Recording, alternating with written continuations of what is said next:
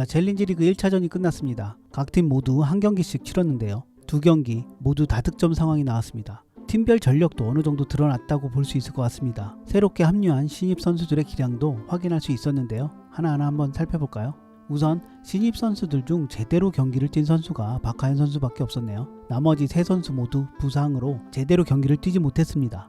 평가를 할 수 없는 상태인데 골대녀 초기야 그렇다 치고 지금은 부상으로 첫 경기도 소화를 할 수 없는 몸 상태의 친구들은 고려해 볼 필요가 있다고 생각합니다. 뭐가 좋다, 어떤 경력이 있다 이런 말들을 하지만 정작 제대로 경기도 못 뛰는 선수를 영입한 팀은 큰 타격을 받을 수밖에 없습니다. 제작진이 좀 신중하게 선정해야 하는 시기가 도래했다고 보여집니다. 현재 순위는 발라드림이 1위, 구척장신이 2위, 국대패밀리 3위, 아나콘다 4위 순입니다. 득실차가 발라드림 플러스 5, 구척장신 플러스 3이어서 이 두 팀이 슈퍼리그에 올라갈 가능성이 높아진 건 사실입니다. 그리고 마이너스 5의 아나콘다는 골득실을 따지기보다는 국대패밀리가 발라드림에 져서 마지막 단두대 매치에서 국대패밀리에 승리하는 방법밖에 없을 것 같습니다. 발라드림은 2차전 국대패밀리 경기가 아주 중요할 것 같은데요. 여기서 승리를 해야 슈퍼리그행 티켓을 반 정도 따게 되는 결과를 가져오게 됩니다. 이 경기를 이기면 구척장신과 1, 2위 결정전을 해서 직행이냐 플레이오프냐를 따지게 됩니다. 선수의 변동이 없는 발라드림은 교체 멤버를 제외하면 현재 안정적인 전력을 갖고 있는데요.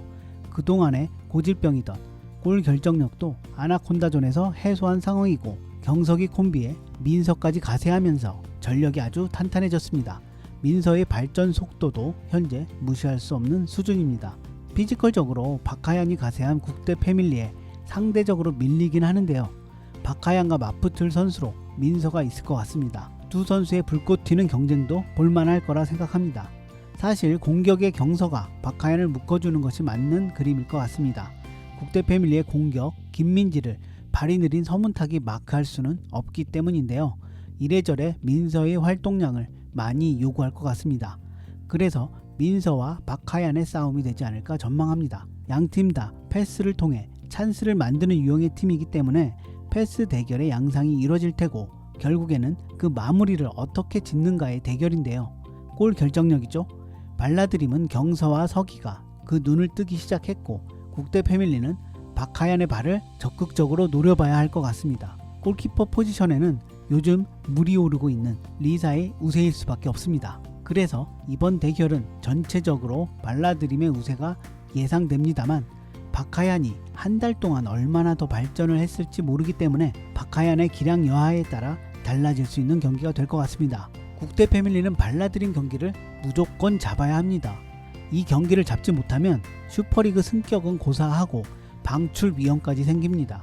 아나콘다와 단두대 매치는 절대적으로 피해야 할 거라 생각합니다.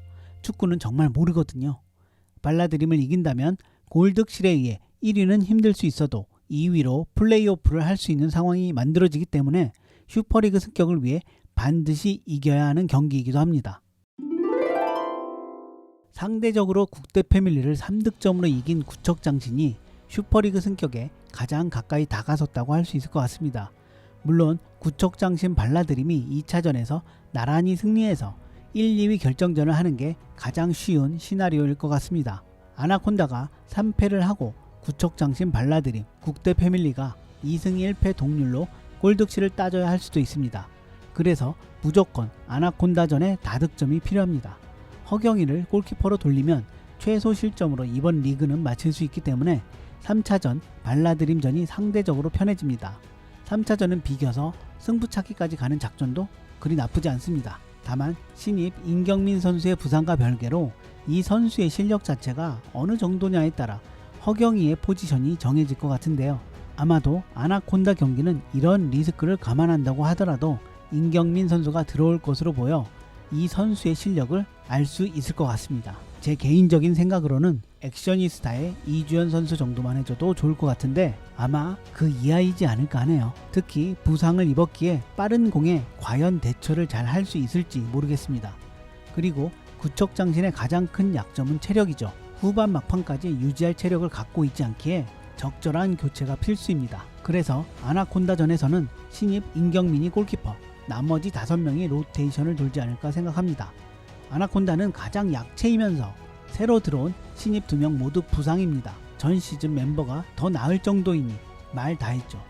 점점 더 다른 팀들과 격차가 벌어지며 약체 중에 약체가 돼버렸습니다. 현재의 멤버로 구척장신 멤버들과 비빌 수 있을까요? 허경희의 질주를 누가 막을 수 있을까요? 특단의 대책이 없이 지금 같은 상황에서는 구척장신에게 대량 실점을 할 수밖에 없을 것 같습니다. 하루빨리 에이스급 선수들의 수급이 필요합니다. 그래서 아나콘다는 국대 패밀리가 져서 마지막 3차전 단두대 매치를 하는 것이 가장 좋은 시나리오가 아닐까 합니다. 전 시즌 개벤저스를 방출시켰던 패턴인데 여기에 승부를 거는 것이 마지막 희망이지 않을까 합니다. 1차전이 끝나고 특단의 대책을 강구하는 것 같던데 어떤 대책인지 거기에 희망을 좀 걸어보고 싶습니다. 무조건 팀의 리빌딩이 필요한 아나콘다입니다. 아무래도 현재는 구척장신과 발라드림이 슈퍼리그 문에 가장 근접했다고 할 수 있습니다. 과연 국대 패밀리가 발라드림을 잡으면서 물고 물리는 판을 만들 수 있을지 궁금합니다. 이상 오늘 영상은 여기서 마치도록 하겠습니다. 황희사였습니다. 감사합니다.